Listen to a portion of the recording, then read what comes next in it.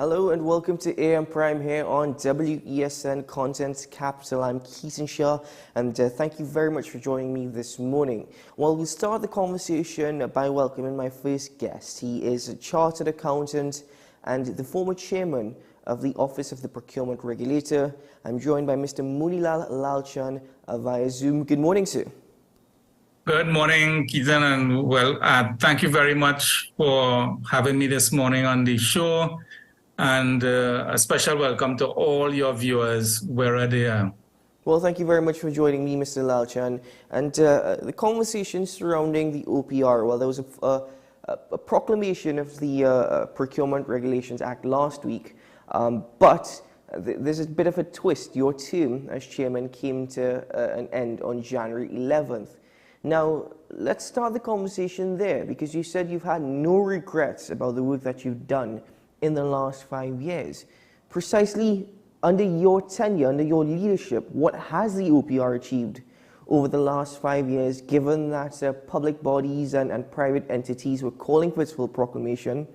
What would you say you've achieved in the last 5 years? Well, remember we were appointed in 2018, January, and that's the first board. That's after we had partial proclamation in July of 2015. The act was actually passed in 2015. And the partial proclamation allowed for the appointment and the setting up of the office. Since then, we have had, when I left, it would have been over 325 different sessions with public bodies, different stakeholder groups like the Contractors Association, Chambers of Commerce, Rotary Clubs, sporting organizations. So it was all in preparation to make sure that they were aware of what are the implications of full proclamation. In addition to that, the whole issue of how you do procurement would have been part of the whole designing of regulations to support the act. So all those regulations were prepared and passed to the Honorable Minister of Finance to lay in Parliament. Those regulations were actually approved in the Upper and Lower House in January and February of 2022.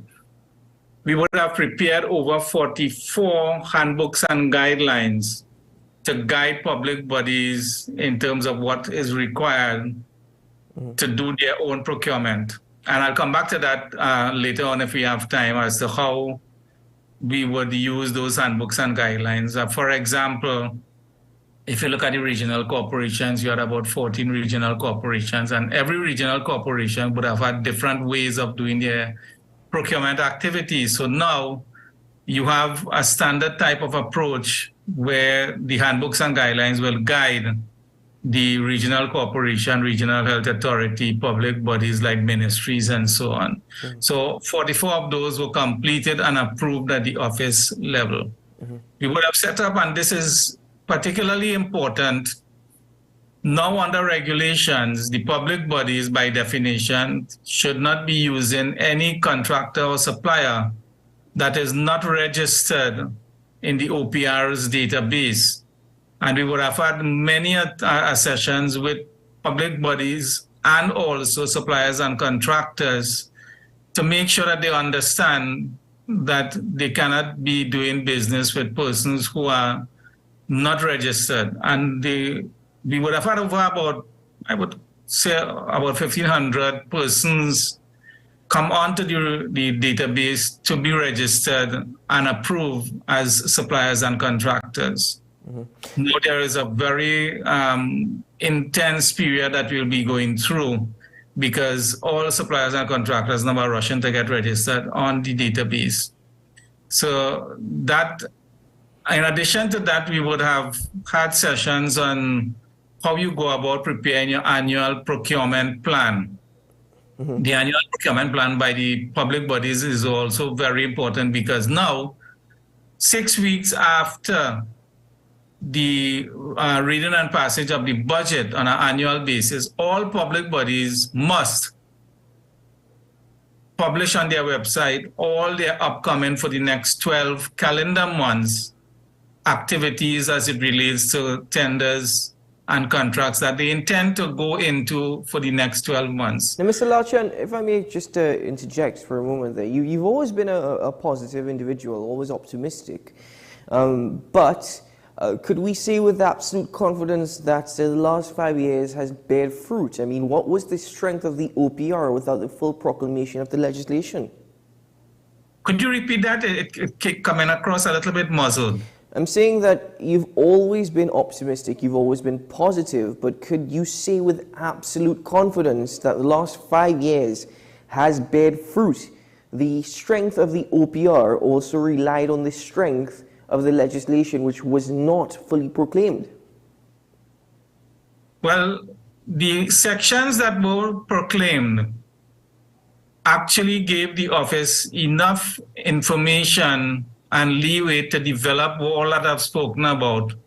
And the strength of the OPR now consists of a board that is still in place, and also the strength of the employees that were brought on board, because from July of 2018, you would have had employees coming on board and being trained in all the different aspects, and they were part and parcel of all that I've spoken about so far. So we do have a very strong OPR.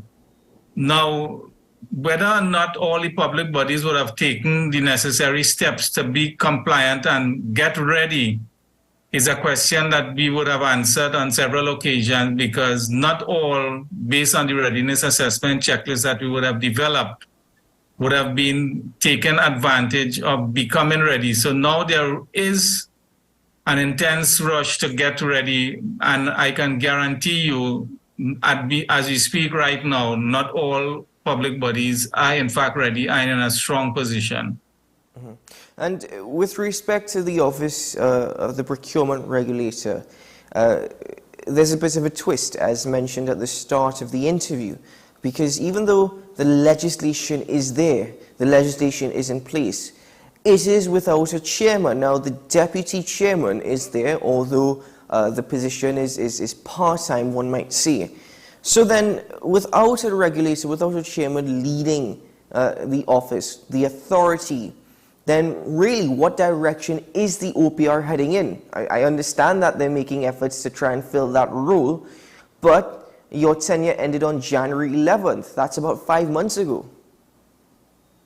That's correct. And to get to understand what is taking place, the deputy chairman is one of, I would say, 9 board members now. Now, the board has to be consisted of no less than 8 and no more than 11 members. So we are down to 9 because one of the board members would have resigned and that position would have not been filled.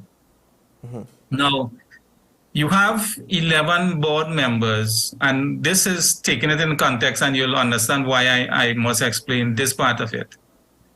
So the deputy chairman assumes the role of the regulator. In the absence of the regulator, what we have right now is a vacant position of regulator. He is actually, I would say, on a part-time basis, because he has his day-to-day activities as a private operator to deal with. And therefore, upon full proclamation, you could well imagine that the regulator or the chairman now is really a full-time job, and it's not an 8 to 4 job. It's more than 8 to 4, so that goes past beyond 4 o'clock in the afternoon, especially now. So it will take a lot from the board, the deputy chairman, and also the members of staff. But more importantly, so the position of regulator was not filled for 3 months. Mm-hmm. Come next year, January, you have about 4 board members whose second term would have come to an end. And if those positions, if 2 of those positions are not filled when they become due, the board becomes non-functional, because now you go down to 7. Mm-hmm. So if you don't have a regulator, the existing vacant position of a board member is not filled. And the reason I'm saying that is because there are specific requirements for the qualification and experience of all those board members when you look at the Act under the Section 10. Mm-hmm. Additionally, the regulator is entrusted with the day-to-day operations. So it's not only about the act and regulations and handbooks and guidelines, but the management of the staff and the day-to-day HR issues is the responsibility of the regulator. So those things have to be put in place. When you come to things like challenge proceedings, investigations and so on, the regulator will be have to be on top of that on a day-to-day basis. So it's not just about sitting in a chair and saying, well, the office continues to operate. It is very important that you do have, whether it's Monila Lalchan or another regulator suitably qualified, you have to have that person as a matter of urgency sitting in that seat of the regulator. Well, otherwise, if it's prolonged, you can lead to issues of persons asking for relief and not getting it. Mr. Lalchan, is it a matter of coincidence, or is it just rather peculiar that 5 years you're there as chairman, as your term comes to an end, about 4.5 months later, the act is, well, more or less fully proclaimed? I mean, isn't that rather coincidental, or is that just something that's peculiar to me? I think it's probably interesting to also note that just about when the term of office was coming to an end, we had a change in president. And as you are aware, the appointment of the regulator is an independent appointment by the office of the president in consultation with the prime minister and the leader of the opposition. The old president would have been, everybody was aware sometime in January, I think it's around January 20th, that happened, that the information was out in the public domain. And the new president was only inaugurated, I believe, on the 20th of March, somewhere around there. So it's not only the office of the regulator that has to be appointed, but there are a number of different things that the president has to take into consideration. So that's the first thing. The second thing is that I am very pleased that we do have full proclamation, because we would have worked at the office very, very hard at the board level and the team. So we were expecting it. Mm-hmm. And yes, 5 years would have elapsed, or how much time we would have spent in getting prepared. And therefore, it is very, very commendable that we do have a full proclamation. That cannot be turned back now. And therefore, all the bits and pieces, we would have had meetings, I can tell you, with the old Attorney General, the new one, the Minister of Finance, the Junior Minister of Finance, a number of other ministers, we would have met with their teams, all the different agencies that I would have mentioned, Contractors Association, Law Association, and different players. No, all that took time. So yes, 5 years, and immediately after the regulator would have demitted office, it was proclaimed. That's fine. We are very happy with it. So I don't think it was coincident, but some people may want to speculate and think that it's coincident, but I think in due course, we will have a regulator in place. And if called upon to serve once more, are you prepared to be at the helm for another 5 years? Ethan, I would be on record to show that I have served to the best of my ability in all different governments. It's not only the present, and in private capacity, I would have served my country. And one of the things that I always speak to when I have these sessions at the OPR, yes, we speak about value for money, integrity, accountability, and the one I think we would have left out is legacy. What legacy are we leaving for our children and grandchildren? And if there's anything that I want to make sure, that is, I serve my country to the best of my ability. So I stand ready to serve in that capacity or any other capacity. And it is because when we look around today in the country as to what's taking place, over and over, we need good men to stand up and good women to stand up, because evil continues to persist when good men do nothing. And I will consider myself to be a good person, ready and willing to serve in any capacity that I'm called upon to. Well, Mr. Lalchan, I'm grateful for knowing that because I understand as well that you've already been asked to submit your CV as part of the application process. Just before we close, there was something that we were going to get back to as it relates to a handbook that was created and developed for organizations. If you'd like to just expand on that, something that was actually achieved under your leadership of the OPR. Let me say, Keaton, with your last statement, I have not been approached to submit my resume to be considered. Okay, so I'm not thank sure. you for correcting that, because I'm not sure if you have inside information. No, I don't have any inside information, actually. I may have just misread a newspaper article if I glanced at it. So Yes, that is correct. So now, with full proclamation, public bodies have to operate in accordance with the Act and the regulations and handbooks and guidelines. These handbooks and guidelines, for the number of years that companies and organizations and ministries have been operating, they had their own internal processes, procedures. So now what we have done in the handbooks and guidelines, we have published these handbooks and guidelines. So there are two things that the public body needs to be aware of. Either you operate under the published handbooks and guidelines that is approved by the office, or if you choose not to operate with those handbooks and guidelines, you have to prepare your own handbooks and guidelines that is to be approved at the office level. So just assume, which is another reason why you need someone in the seat, full-time. Let's assume that 314 public bodies decide that they're not going to accept the handbooks and guidelines as published by the office. And 314 come in at the same time to bring in their handbooks and guidelines to be approved by the office. You could imagine the kind of chaos that will emanate from that. Yes. But I can tell you offhand that there are several ministries and state-owned enterprises and so on have already indicated their willingness to accept the handbooks and guidelines that have been approved at the office level. So we would not necessarily have that problem. But you do have some with unique circumstances that will want to develop their own handbooks and guidelines, and that will be welcome. Or they can use the same handbook and guideline as published by the office and put some appendices to reflect their unique circumstances, have those approved, and off we go. They can then practice under the new system. Well, Mr. Lalchan, I want to thank you very much, and I appreciate the correction, actually. You see, this is why it's never really too good to glance in the middle of an interview. It's because when in 2018, you were actually recommended by the TTCIC, and that is when your CV was submitted based off of that recommendation.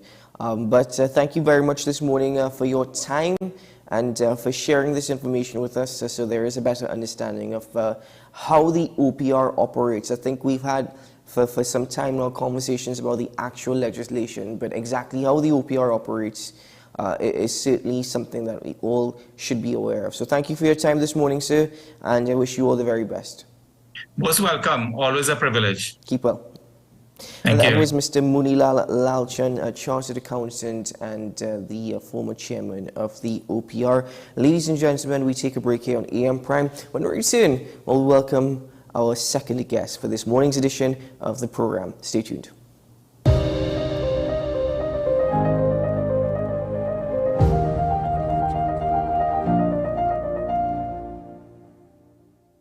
With society plagued by a host of issues, with debates surrounding our urgent concerns falling short, with questions of our future not always being answered.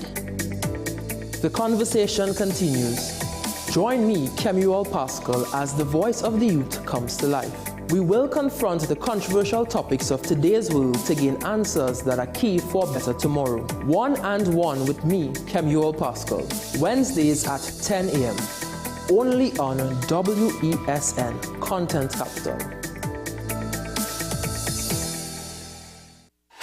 Fan Zone, your reliable, authentic supplier has just gotten better. You can now visit our website www.fanzonett.com for your authentic wear and collectibles.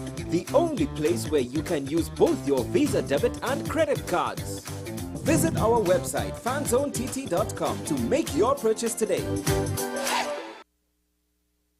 The best laptops and tablets are at dbesttoys.com. Get a Gateway 14.1-inch ultra-slim notebook or an HP 14-inch laptop at the best prices in TNT. Get the Fire 7 tablet for $474.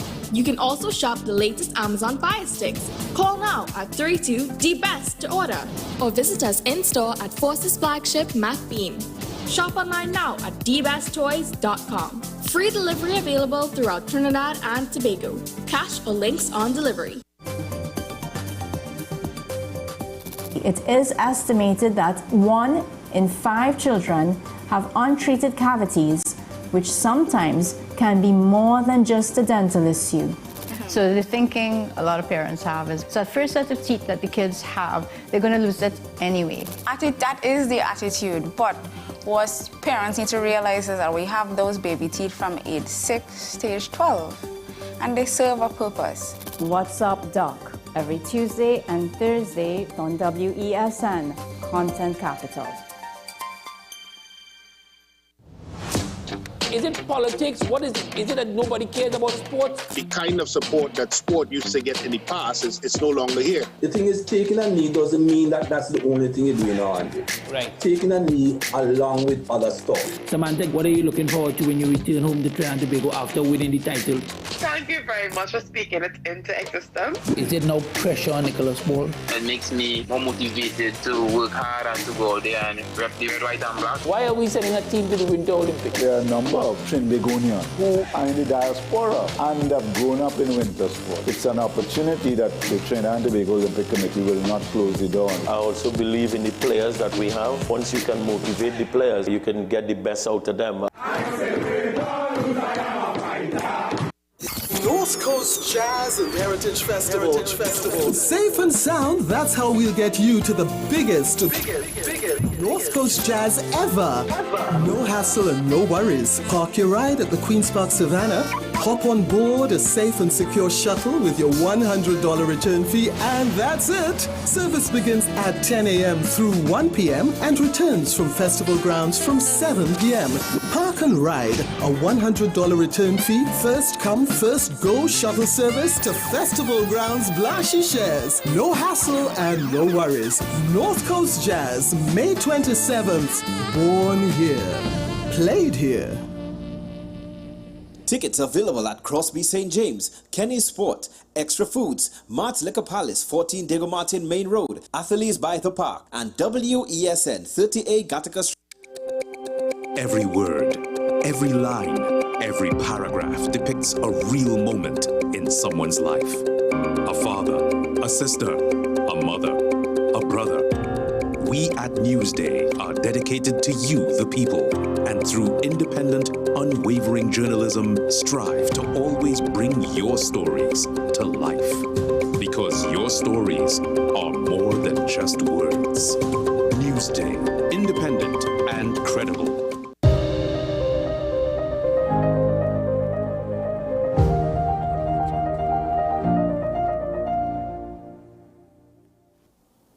Welcome back to AM Prime. Thank you for staying with me this morning. And now we get into another discussion, a topic that is rather sensitive to talk about, and according to my guest, is terribly stigmatized. Now, I agree with her, which is precisely why we're going to break the ice this morning.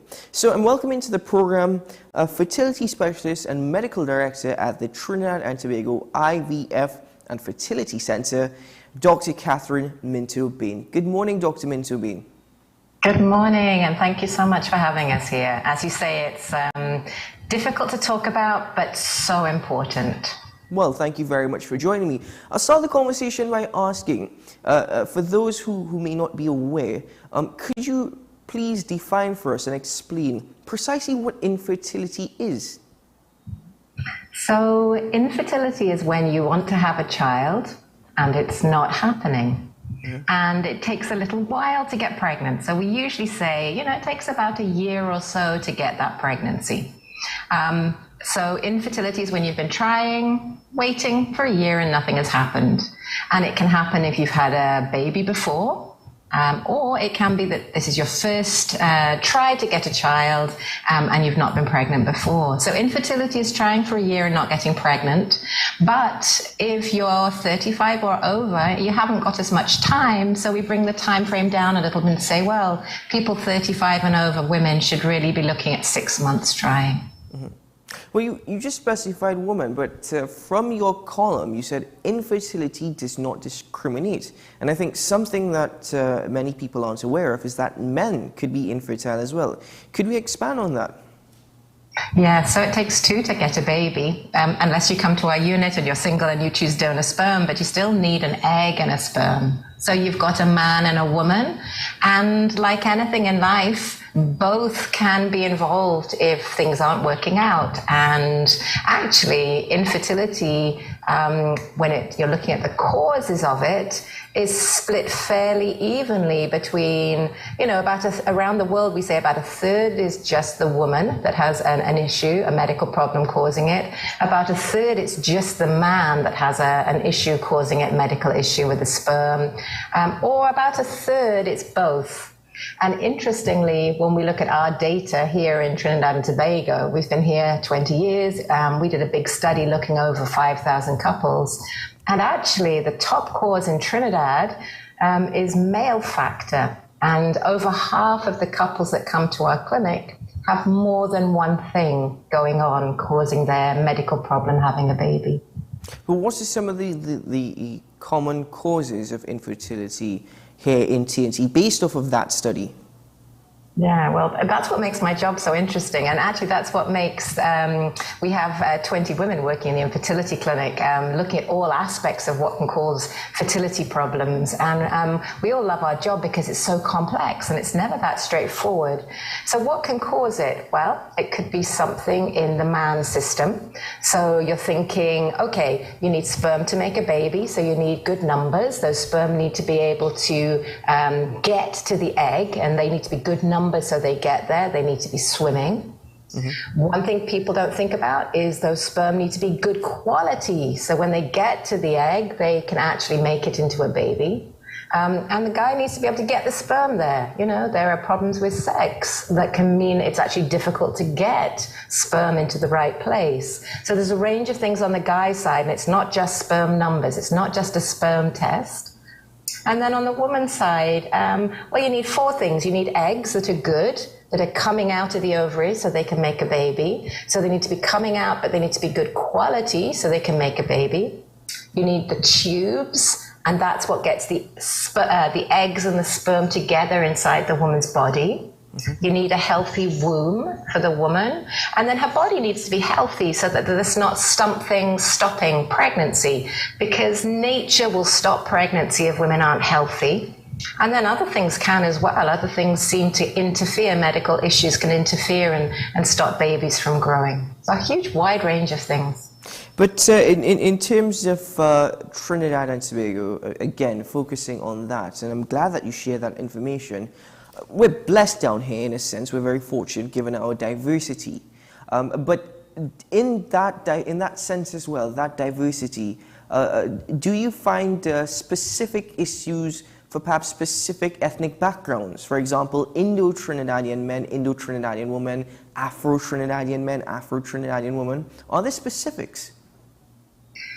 That's really important. And when I first came here from England 20 years ago, I was really struck by the high levels of sperm issues that I was seeing coming through the clinic. So we actually ran a study about 8 years ago looking at male factor sperm issues, because it's the number one thing showing up in our clinic. And the question was, is it related to your ethnicity? Is it related to where you're living? Is it related to your occupation? Is it something in the environment around you? Is it related to age? Is it related to smoking? And we found no difference between different ethnicities. We found no relation to where you were living. We found no relation to if you were living near to industry or certain certain things that might be polluting the environment didn't seem to be linked. All that showed up was that as men got older, their sperm got worse and it took longer to get a baby. And if you smoked, you were less likely to get a baby, and those are standard around the world. So do we think ethnicity, your genetic makeup, ethnicity probably isn't such a big thing for men, but a lot of male factor and problems probably do come through tiny little changes in your genes, but your ethnic background doesn't seem to be a big part to play for men, as far as we know. But there hasn't been a lot of research into that. Mm-hmm. For women, actually, yeah, so different ethnicities have specific problems. And Trinidad and Tobago, we see that showing up. PCOS actually falls much more, it's very widespread PCOS, but it's certainly higher in an East Indian population. Losing your eggs early, going through an early menopause, that clusters more in women of color, and it seems to cluster more in the Afro-Caribbean origin women around in Trinidad and Tobago. So there are interesting genetic and ethnic variations that we see, yes. Well, that certainly is interesting, what you just mentioned there, that, even in terms of genetics and ethnic background in the instance of women. But let's speak about the other part of it, that every single doctor, regardless of your ailment, will always tell you diet and exercise is important. The impact of a healthy diet and regular exercise in terms of fertility, how crucial is that? In fact, how much of a factor could that even be in terms of treatment for infertility?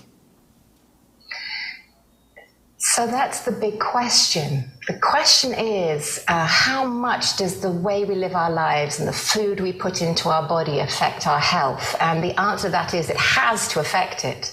So what you're eating has a huge impact on your health, your cancer risk, your heart disease risk, and I'm sure it has an impact on fertility as well. So men should be eating a healthy diet packed full of fruits and vegetables. And nowadays we seem to think if you pop a pill into your mouth, you take a supplement, you'll make things better. So diet certainly has a big part to play. Maybe a little less so for women. Eggs in a woman are sleeping. You can't get to them very easily. Dietary supplements and food don't seem to get to eggs and change egg quality. But for men, you're making sperm fresh every second, 1,000 sperm with every heartbeat. And what you're putting into your body, food, and then bad things like alcohol and smoking and the bad foods with all of the nasty trans fats. Commercially made foods, fast foods, they're putting things into your body that we're really not supposed to be having there in large amounts frequently. So yes, diet, smoking, alcohol, not sleeping well, not exercising. These are the things that the human body doesn't want. They make us less healthy. And infertility is a medical condition. So anything you're doing to make your body less healthy and not perform as well will impact on your fertility. Mm-hmm. But then there's a lot more than that. There's a lot of things that people can't control, and it's not lifestyle, and it's causing fertility issues as well. So there's a lot you can do to try and boost your fertility, things you can do to help yourself. But when it's not working out, you also need to come in quickly and not leave it for years and years, because there's often things that actually you're not going to be able to change, and you're going to need medical help with, a fertility clinic's help with. Well, Dr. Minto-Bain, we're speaking about the physiological aspect. Let's speak about the psychological aspect. I mean, as mentioned in your article, it's terribly stigmatized, this topic. In fact, even some might be saying, why are you speaking about this so early in the morning? This is not the first thing I want to hear. But it is a conversation that is necessary, and it's certainly a stigma that we must break.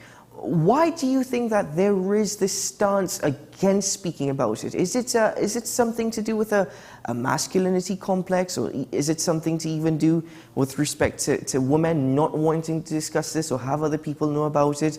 Is it just embarrassing for some people?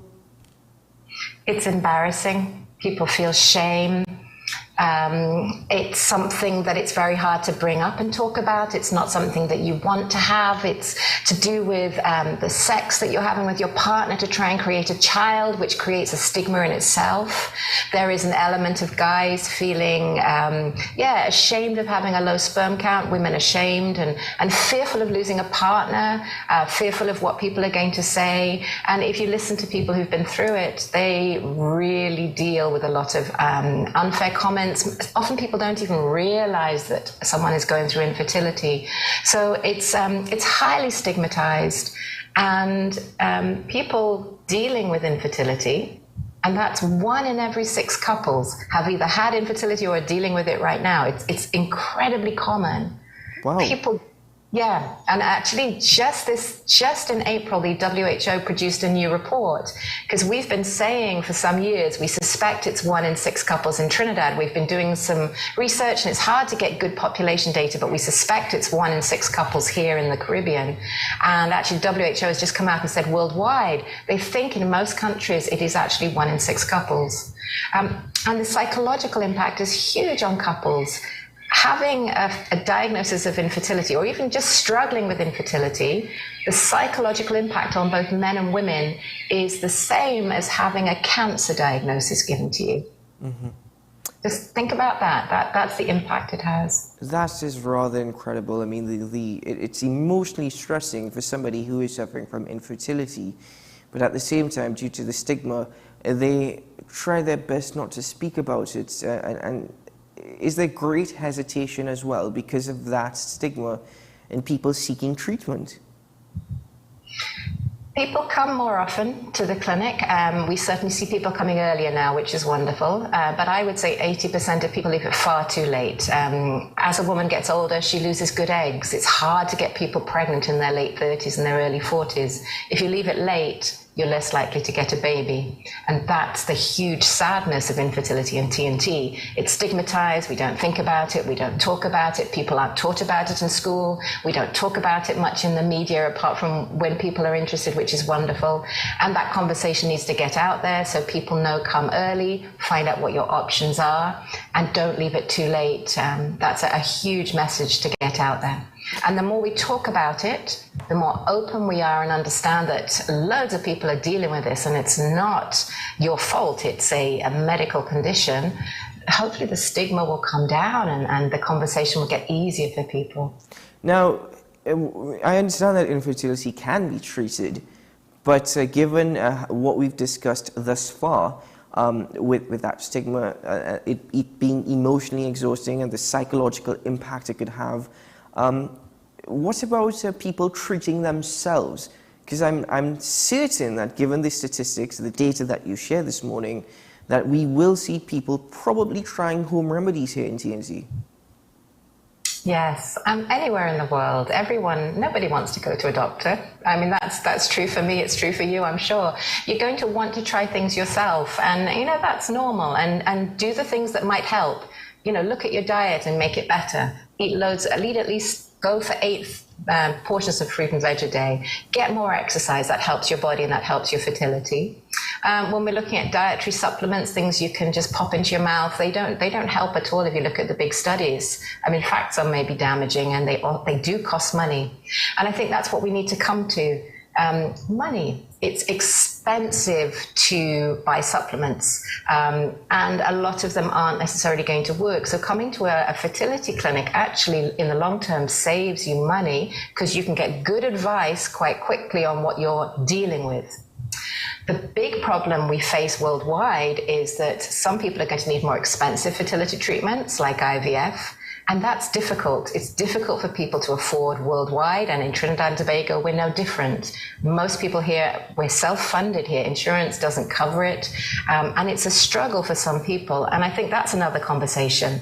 Can we make fertility treatment more open for everybody? How do we get more people who need the treatment into having it? Can we have the insurance companies help in some way? Will the government help in some way and start having some publicly funded fertility clinics? That would be amazing. I think it's something we desperately need. Well, I'm glad that you've raised that. That is a topic that I'm going to ask you to stick a pin on, because we can expand on that certainly in another edition of AM Prime. But as we conclude, due to time, could you just, if there's a piece of advice that you can share this morning with couples who are struggling to conceive, with those who may be struggling with infertility because of that difficulty, they're not entirely sure. As a doctor, as a human being, what advice would you share with them? I'd like to give advice to two sets of people. So if you're struggling with infertility, there is hope. There are many ways to have a baby, but you need expert advice. So you should be in a fertility clinic. Going to general doctors means that often the man isn't looked at, or the woman isn't looked at, or things are missed. So you should go to the place which deals with fertility. Mm-hmm. There is hope. There are many ways to have a baby, so don't give up, and you're not alone. And if you're not dealing with infertility, think of those around you. 1 in 6 couples, come on, there's going to be people that you know very well who are dealing with it. Try and be more open. Think about what you're going to say. We have an excellent blog on our website about what not to say to people who are dealing with infertility and how to help more. Well, Dr. Catherine Minto-Bain, thank you very much for joining me this morning. I've hoped we've done our part, or at least a start, in trying to break that stigma. And certainly I welcome the opportunity to continue the conversation. As I said, there is a topic there that I want you to stick a pin on, and we can expand on that later on. Thank you very much, though. Keep well. Thank you so much. Thank you. Take care. Dr. Catherine Minto-Bain, fertility specialist and medical director at the Trinidad and Tobago IVF and Fertility Center. Ladies and gentlemen, we take a quick break here on AM Prime. When we return, we get into some regional updates. Stay tuned.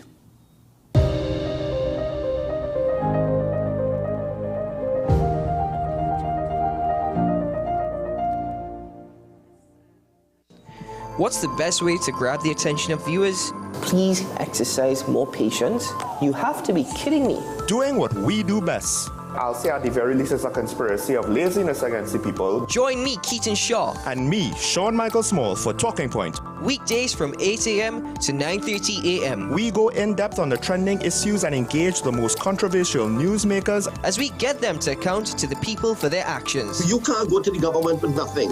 You can't go to cabinet with an empty hand, with a wish. I'm glad that we're having this a sober, mature discussion. In the present situation, I expect a continuation of the chaos. Join us for the discussion, Mondays to Fridays, only on WESN, the content capital. Join me, Sule A. Joseph, as I delve into the day-to-day psychological issues plaguing our society. We will discuss behaviors that encompass the biological influences, social pressures, and environmental factors that affect how you think, act, and feel. Psyched. Thursdays at 11:30 a.m. only on WESN, Content Capital. Take some time for yourself or spend some time with the family at Sandy Point Village Hotel. Enjoy our various studio and suite apartments, self-contained with their own kitchenettes and Wi-Fi. We also have our famous 100-foot swimming pool and our beachfront restaurant, The Steak and Lobster Grill. And our location in Crown Point puts us near the center of activity from the nylon pool to the local nightlife. Call us and make your reservations at 639-8533, 389-2378, or email us at sandypointvillagehotel@gmail.com.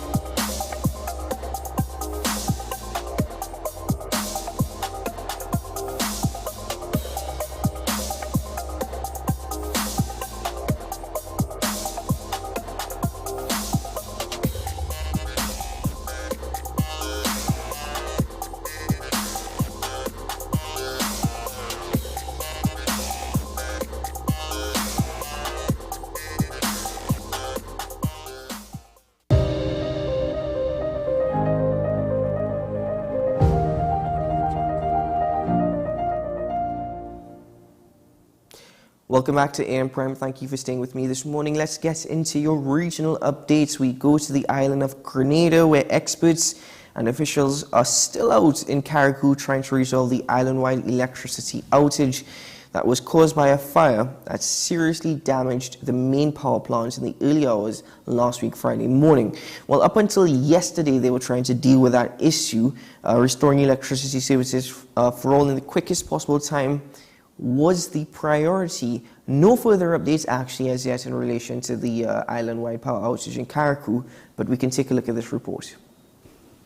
A team comprised of Greendot, NADMA and government officials is out in Carriacou assessing the damages and finding solutions to the island-wide outage caused by the Monday morning fire. Updating the nation on the situation, Acting Prime Minister Honorable Lennox Andrew disclosed that the blaze destroyed 2 engines at the Greendot generation station and partly damaged a third.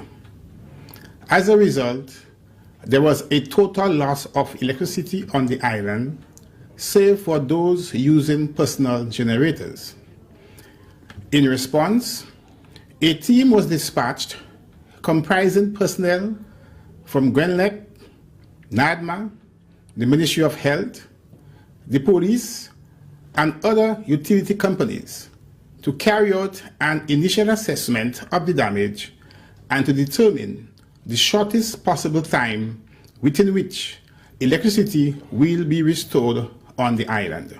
Andrew says electricity may be restored within 24 hours, but in the meantime, health facilities and other important institutions remain in operation using generators. The Princess Royal Hospital, the police station, major financial institutions and supermarkets continue to operate powered by standby generators. 2. All schools on the island will be closed for today, Friday, 28 April 2023. Parents are asked to do all in their power to ensure the safety of their children. 3. All are encouraged to exercise due care and caution as they cope with this situation, given that we are still in the dry season.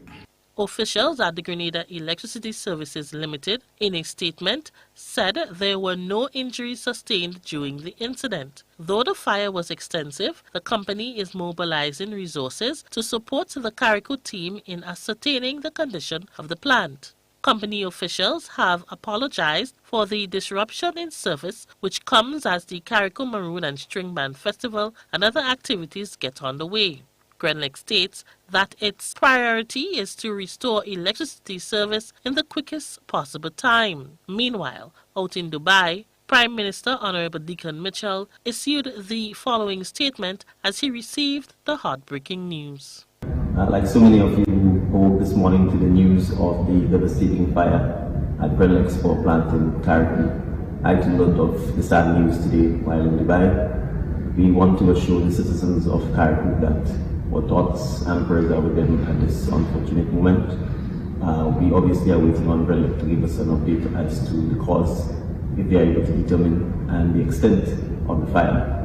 We hope that we can restore electricity to Carriacou in short order, and we will provide further updates as soon as we have information available to the citizens of Carriacou. In the meantime, obviously, we want to assure them that we are thinking about them, and we will certainly do everything in our power to restore electricity as soon as practicable. Prime Minister Mitchell is in Dubai, United Arab Emirates, ahead of a series of meetings that seek to explore potential opportunities for the development of Grenada's citizens by investment program. For GBN News, I am Rena Pet Thomas reporting.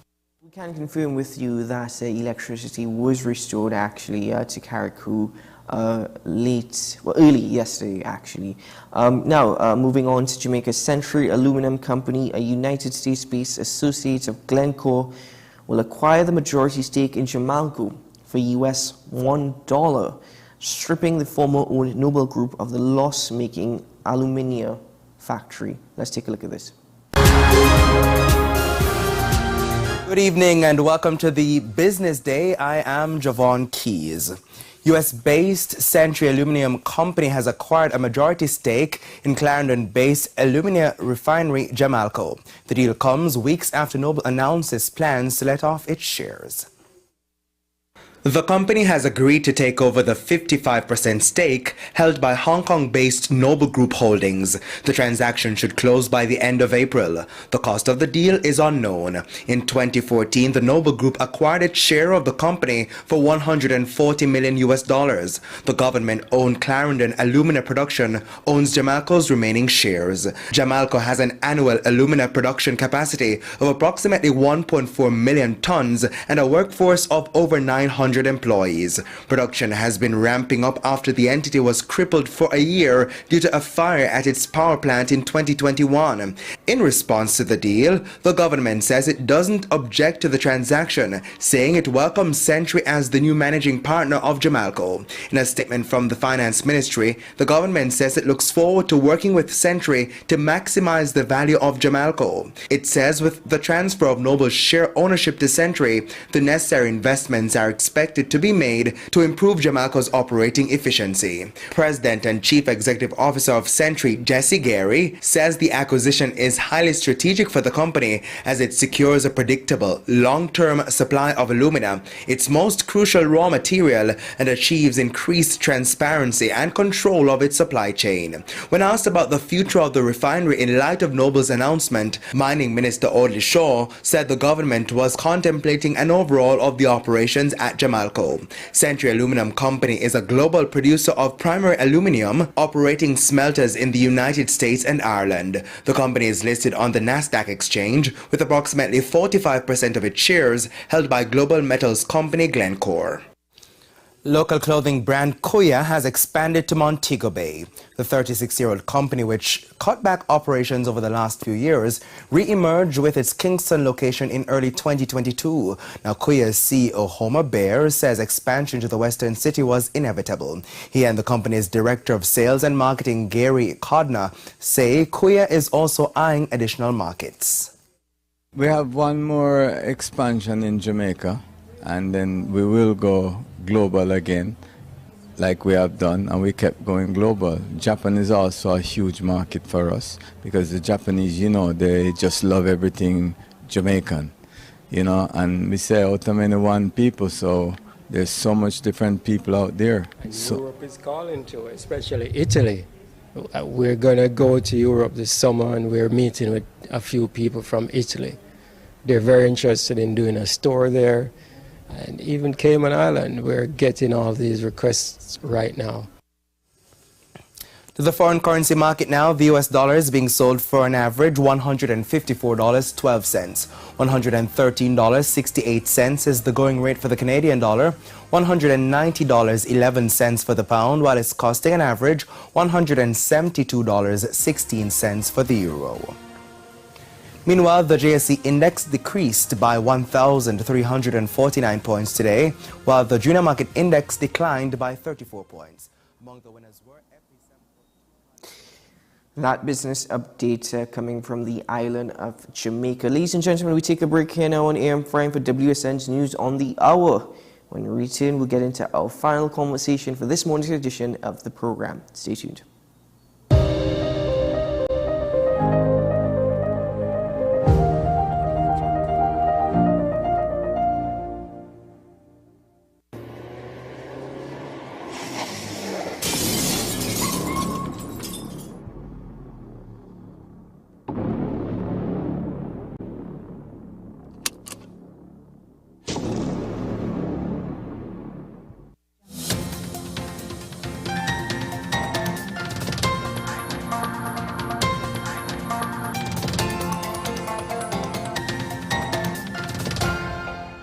Here's your WESN News on the Hour. I am Denise Martin. Thanks for joining us.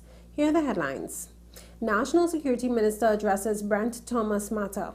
Opposition cries abuse of power by government in Brent Thomas case. Regionally, Grenada's post-COVID real estate rebounds. And internationally, gunman kills 5 in Texas. Now for the details. National Security Minister Fitzgerald Hines is assuring that all processes were followed in the arrest of businessman Brent Thomas. He spoke via a press conference on Monday in which he addressed the matter. The police would have obtained warrants and they would have gone to the home and offices of the claimant. They would have found things that, according to the police, that were prohibited items, namely automatic firearms and hand grenades, so-called. And on the basis of those, the police took the action that it took. It had nothing to do with me as minister, the Prime Minister, or the cabinet. That was police carrying out its police operations in the way it does. According to a Newsday report on April 25th, Justice Devendra Ramprasad made scathing findings against police officers in his judgment, where he stayed criminal charges against firearms dealer Brent Thomas. Thomas was first arrested on September 29, 2022, and later released. He was rearrested in Barbados, from where he intended to travel to Miami to meet his cardiologist, and said he was forcibly returned to Trinidad on a TT Defense Force plane. He was later charged with possession of a series of weapons, including grenades and rifles.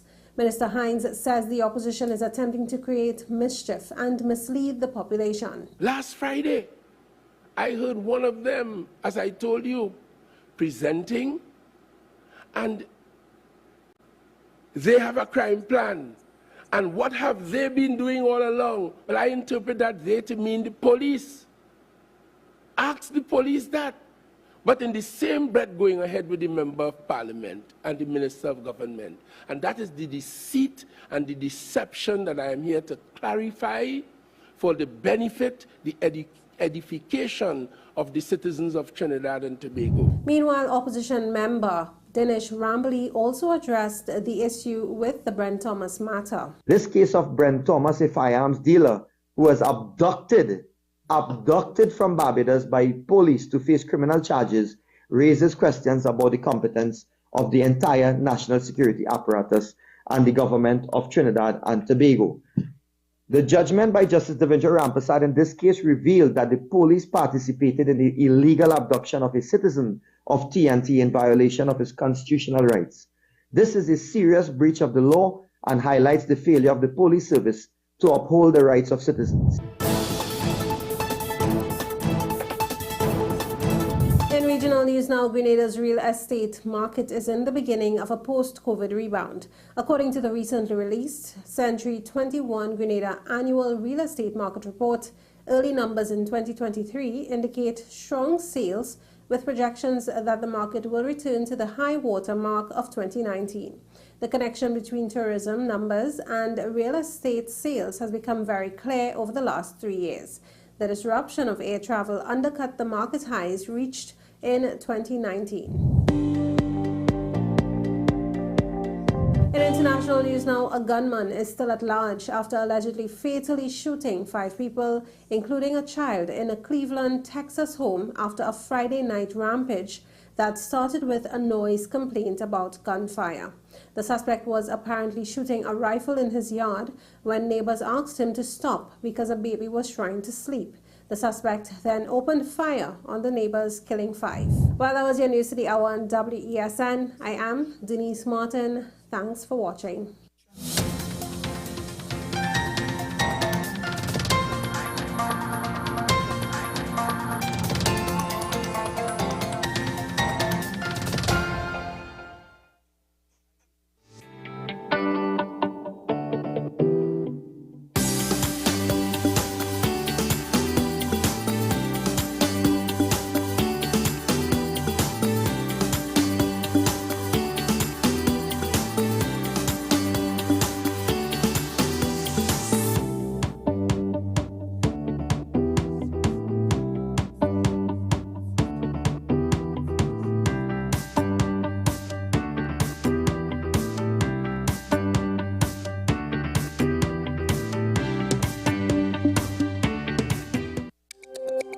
Every word, every line, every paragraph depicts a real moment in someone's life. A father, a sister, a mother, a brother. We at Newsday are dedicated to you, the people, and through independent, unwavering journalism, strive to always bring your stories to life. Because your stories are more than just words.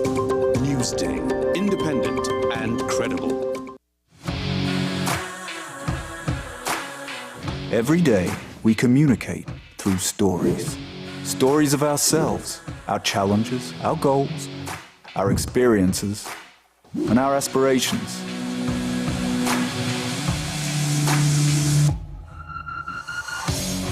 Storytelling is an art that we have mastered. WESN Film Studios comprises a collaborative team of experts with extensive industry experience locally, regionally, and internationally.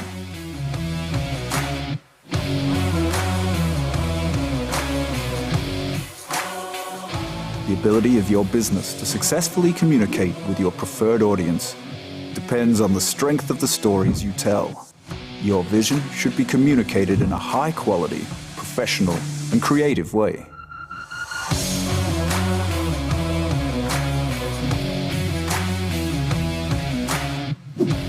From concept to post-production, advertising to film, multi-camera productions, live events, streaming, and virtual conferencing, we are WESN Film Studio.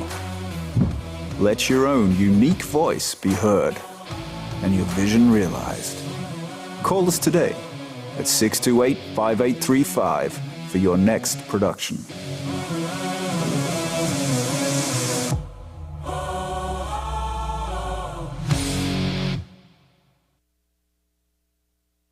North Coast Jazz and Heritage Festival.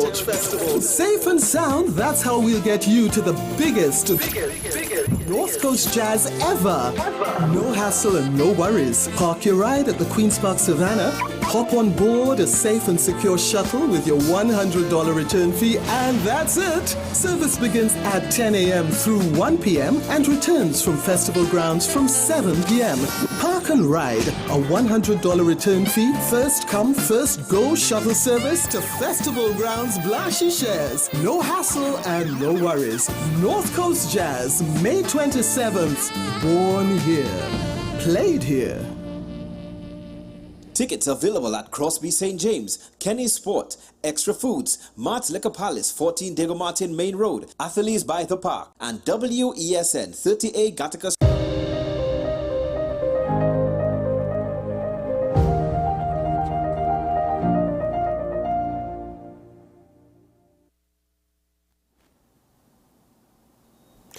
Welcome back to AM Prime here on WESN Content Capital. Thank you very much for staying with me. This morning I am joined by Opposition Senator, the Honourable Wade Mark. We're speaking about parliamentary autonomy here in Trinidad and Tobago. He's with us this morning. Good morning. Hi, good morning, my colleague and friend. And I would like to thank you for having me on your program, and always willing to provide whatever information, clarification, or some direction as it relates to the United National Congress. Thank you so very much. Well, thank you very much, Senator Mark, for joining me. Speaking about conversation first raised by Independent Senator Anthony Vera about undermining Parliament. Now, we understand that parliamentary autonomy is key to any democracy. Would you say here in Trinidad and Tobago that to what extent do we have parliamentary autonomy? Well, when we talk about parliamentary autonomy, we are talking about the ability of the Parliament to conduct its affairs in a relatively autonomous manner as how the executive conducts its affairs and the judiciary. So, for example, at the moment we speak, all our allocations for the fiscal year 2022-2023 is under the direct control of the Minister of Finance and the Ministry of Finance. So whenever the Parliament requires to access its allocation of $150 million to pay salaries, to deal with goods and services, we have to request releases from the Minister of Finance. So far, we have had ministers of finance who have not hijacked or discontinued or in any way humbug the releases that the Parliament would have requested. But that should not be, because when we talk about parliamentary autonomy, we are talking about financial autonomy. We are talking about administrative autonomy. And we are talking about organizational/institutional autonomy. So we must have the right as a parliament to control our own budget. Mm-hmm. Right now, we do not control our own budget. And the Constitution of our republic has entrenched in its very structure the principle of the separation of power. Now, that principle in terms of the separation of power, first of all, thank you for actually highlighting that autonomy can take place in various forms. But the principle of the separation of powers, it may seem absolutely clear in theory, but is it easy to achieve? I mean, it's a debate that I've constantly had on this program. I'm getting many answers, but from your perspective, the separation of powers within the Parliament, is that easy to achieve? It can be achieved. It is at times, as you rightly said, could be challenging. But once you have men and women of integrity committed to the separation of powers principle, it will work. In the United Kingdom, in Australia, in New Zealand, in places like India, Singapore, it works. So we know there's overlapping. We know that there are sensitive relationships.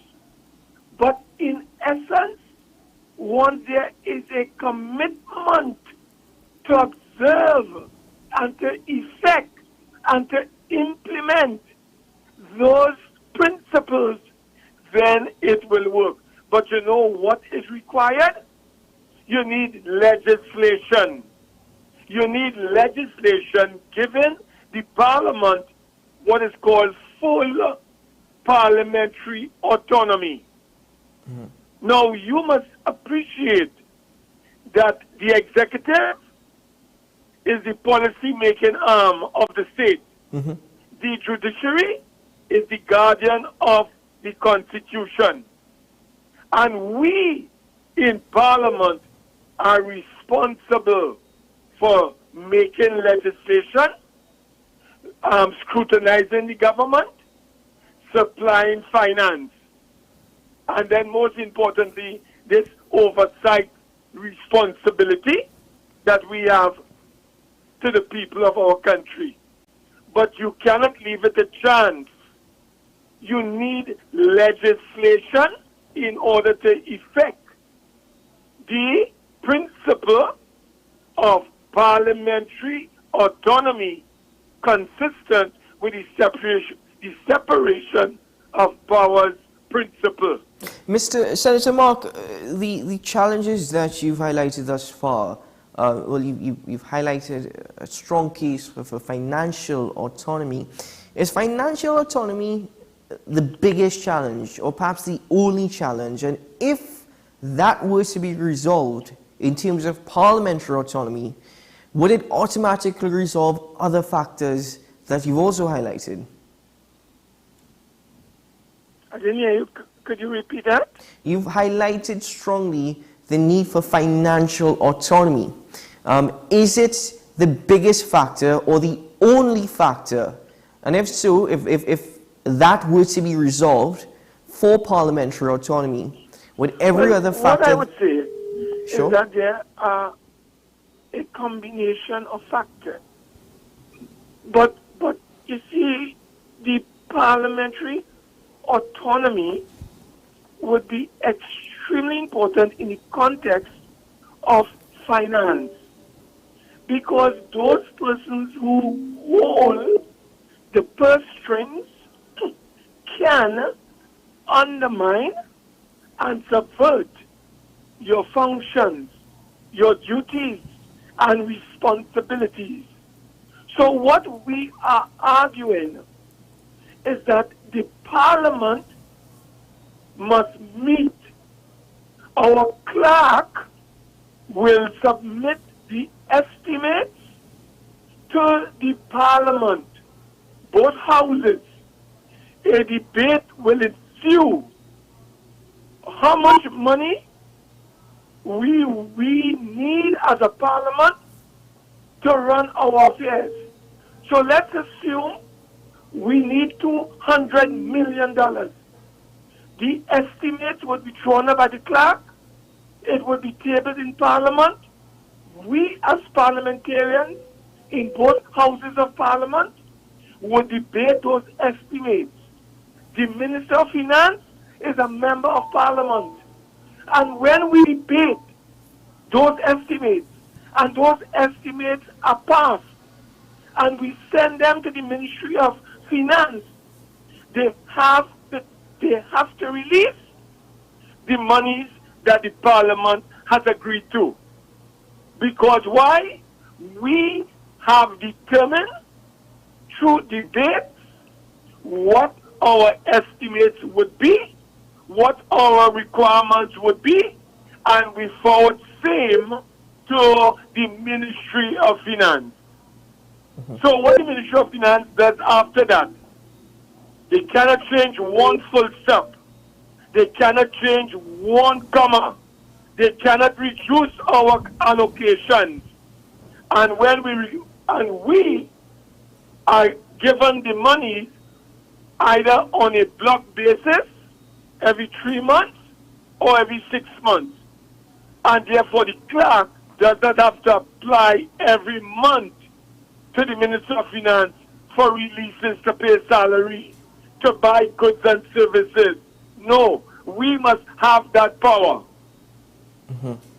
Well, has there been an issue with parliamentarians receiving their salaries? Because arguably, in the context of Trinidad and Tobago and where we are at this point in time, as much as it's absolutely fair to suggest that you all are doing your job and you all are doing what is required of you as parliamentarians, the issues of receiving money should not be the case. Because given the fact that you all are the ones that are really at the helm of governing TNT, if you all are not receiving your salaries as is required or funding as is required, that really speaks to the state that we're in as a nation. Yeah. No, as you have said, we receive our money because thus far there has been no attempt to disrupt or interrupt the flow of our allocation whenever requests are made. But we do not know what the future holds. You had this example where a prime minister interrupted the flow of a merit list that went to the president through the chair of the Police Service Commission. What the president was supposed to do upon receiving the merit list was to simply forward it to the Speaker so it could be debated. Who expected a Prime Minister who has admitted to interrupting the flow of the merit list? Nobody expected that. So it is the same point I'm making about the flow of finances to ensure our operation at the level of the Parliament is not interrupted. One of the ways of ensuring that is to have financial autonomy legislated. All right, Senator Mark, let me ask you: is the financing of the Parliament, and by extension the financing to ensure that all salaries for parliamentarians are paid, or whatever resources are necessary for them to carry out their duties, that is also paid. Is that the one thing that the opposition can come together with the government to actually agree upon and work together on, and by extension, the government coming together with the opposition to actually work on and agree upon? Is that the only thing, the very thing that you all could agree on? Well, look, I just want to indicate that in 2018-2019, when this motion was debated, there was unanimous agreement. The government, the opposition, and the independent senators unanimously agreed that there should be parliamentary autonomy. The government has reneged. The government has backed away. The government has backslided on their very commitment, which was in their 2015-2020 manifesto. So what I'm saying, there is already agreement recorded in the Parliament Hansard records for us to have parliamentary autonomy. So this matter, this motion that we are currently debating is really designed to just encourage the government to honor its commitment already recorded in the record of the Hansard to implement parliamentary autonomy, not only financial, but administrative and organizational.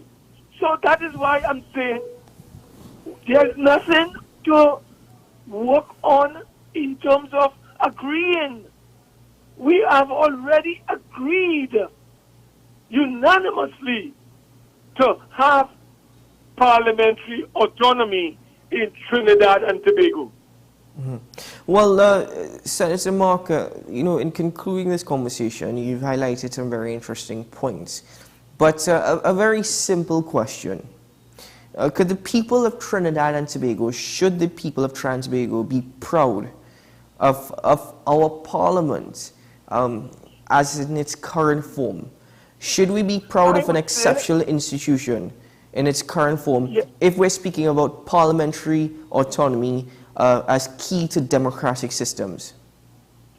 I would say that the people, yes, ought to be proud of our parliamentary system and our parliament. Because you would recall, when I served as Speaker, for the first time in 53 years, the entire standing orders of the House of Representatives was overhauled. There was fundamental reform. And from 2014 to the current time, we are operating under new standing orders, where we have the Prime Minister's question time, where we have, for instance, live broadcast of the Standing Finance Committee. You know on Friday the Standing Finance Committee meets, and you can switch on Parliament Channel 11 and follow every debate, every discussion that is taking place at the level of the Standing Finance Committee. Prior to the reform of our standing orders in 2014, that was a secret. It was held in camera. You had no access to that information.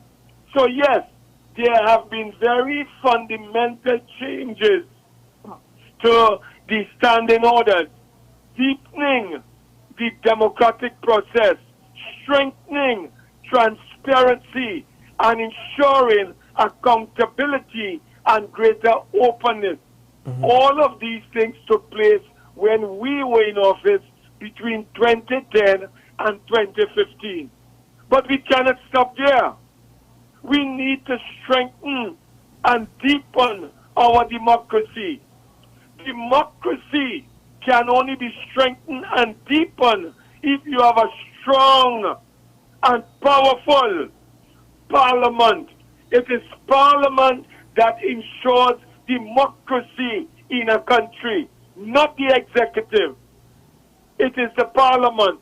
So we must struggle to strengthen and deepen the powers of the parliament so that the democracy can flourish and grow and expand in the interest of the people. Senator Wade Mark, thank you very much for joining me this morning on AM Prime, for your time and for sharing this information with us. And I wish you all the very best, sir. And perhaps we can expand on this topic later on, should anything come from the promises that were made, or the promises, the agreement that was made between senators, the opposition, and the government. But for now, thank you very much, sir. Thank you very much. Thank you. Keep well. That was Opposition Senator Wade Mark speaking about parliamentary autonomy this morning. Absolutely correct in suggesting that autonomy comes in various forms, but certainly it was agreed upon, it has not been achieved. If we can just close the phone line, please. Thank you very much. Anyway, ladies and gentlemen, that is where we conclude this morning's edition of AM Prime. Thank you very much for joining me, for starting your day with me. And it's always certainly my pleasure and an honor. And hopefully if things go good, we get to do it again tomorrow morning from 6 a.m. But for now, have a great day ahead. As I always say, make it yours. You know, I hope it's a productive one. And listen, you always have to be the bigger person. Be mature, be rational, and guess what? If we can just do our part, Trinidad could be a little bit sweeter. But for now, have a great day, and I'll see you again tomorrow morning. Bye-bye.